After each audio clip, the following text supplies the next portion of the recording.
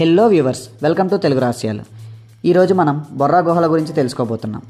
ఆంధ్రప్రదేశ్లో అరకు లోయలోని అనంతగిరి కొండల్లో ఉన్న బొర్రా గుహల చరిత్ర మీలో ఎంతమందికి తెలుసు?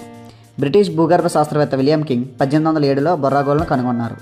ఈ సహజంగా ఏర్పడిన గుహల చుట్టూ వివిధ పురాణాలు కూడా ఉన్నాయని అక్కడ గిరిజనులు అయినటువంటి జతపు పోర్జా తెగలకు చెందినవారు చెబుతున్నారు. స్థానిక జానపద కథ ప్రకారం ఈ గుహల్లో వింత ఆకారాలు శాపం వల్ల రాళ్లుగా మారిన ప్రాచీన ప్రాణులుగా నమ్ముతున్నారు.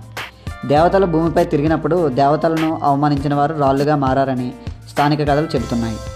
మరో ప్రజాదరణ పొందిన పురాణం ప్రకారం ఒక ఆవు గుహల పైకప్పులోని రంధ్రం ద్వారా గుహల్లోకి పడింది. ఆవు యజమాని దానిని వెతికే సమయంలో గుహను కనుగొన్నాడు.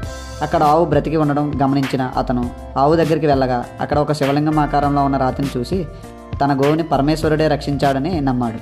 దీని ఫలితంగా గుహలో చిన్న శివాలయం కూడా ఏర్పడింది. ఇప్పటికీ బొర్రా గుహలకు వెళ్ళిన వారు ఆ పరమేశ్వరుని దర్శించుకుంటారు.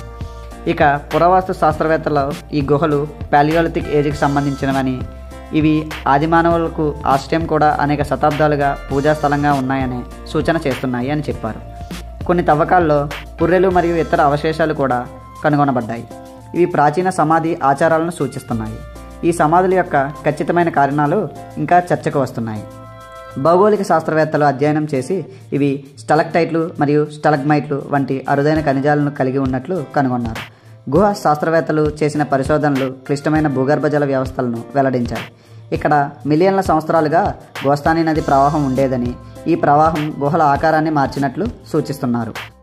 సో ఇవి ఫ్రెండ్స్, బొర్రా కేవ్స్ యొక్క మైథలాజికల్ స్టోరీస్ మరియు సైంటిఫిక్ స్టడీస్. మరిన్ని రహస్య కథల కోసం మా ఛానల్ తెలుగు రహస్యాలను సబ్స్క్రైబ్ చేసుకోండి. మీ అభిప్రాయం మరియు అనుభవాలను కామెంట్లలో పంచుకోండి. Thank you.